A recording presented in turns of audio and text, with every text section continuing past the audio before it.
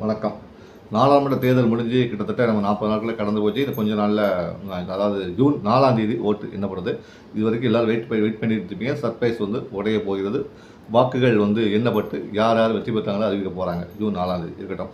இப்போ பார்த்தீங்கன்னா booth committee சார்புல ஒவ்வொரு பூத் வாக்குச்சாவடியிலும் கட்சி சார்புல முகவர்கள் நியமிச்சிருப்பாங்க.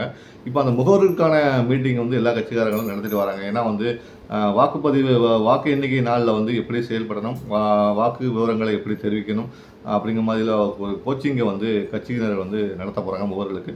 அந்த வகையில் பார்த்தீங்கன்னா தமிழக பாஜக சார்பில் அனைத்து நாடாளுமன்ற தொகுதியில் வாக்குச்சாவடி முகவர்களாக இருந்த பாஜக பிரமுகர்களை சென்னைக்கு அழைச்சிருக்காங்க. அவங்கள்ட்ட என்னென்ன எப்படி நடக்கணும், வாக்கு எண்ண மையங்களில் எப்படி செயல்படணும் அப்படிங்கிற மாதிரி எடுத்துரைப்பதற்கு அண்ணாமலை அவர்கள் அவசர அழைப்பு கொடுத்துருக்காங்க. பாஜகவுடைய வாக்கு எண்ணும் போது கவனமாக செயல்பட வேண்டிய விதிமுறைகள் குறித்து வழிவகுக்க போகிறாங்க. அதுவே எல்லா கட்சிகளுமே சொல்லியிருக்காங்க.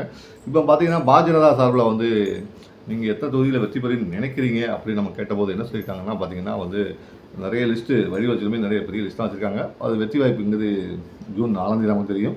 இருந்தாலும் அவங்க கணிச்சிருக்க தொகுதிப்படி பார்த்தீங்கன்னா திருநெல்வேலி, கன்னியாகுமரி, கோயமுத்தூர், மத்திய சென்னை இந்த 4 தொகுதி, நீலகிரி இந்த 5 தொகுதி பார்த்தீங்கன்னா அவங்க கணிச்சு வச்சுருக்க தொகுதியாக சொல்லலாம். வெற்றி வாய்ப்பு அதிகமாக இருக்க தொகுதியாக அவங்க கருதுறாங்க.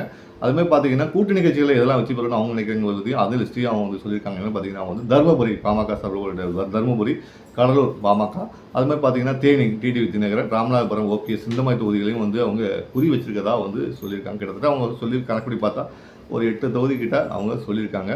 இதில் அவங்க கூட்டணிக்கு எத்தனை தொகுதி கிடைக்குங்கிறத நீங்கள் கமெண்ட் பாக்ஸில் பதிவு பண்ணுங்கள். ஏன்னா 2-3 நாள் வாக்கு எண்ணும் போது நம்ம ஒப்பிட்டு பார்த்துக்கலாம்.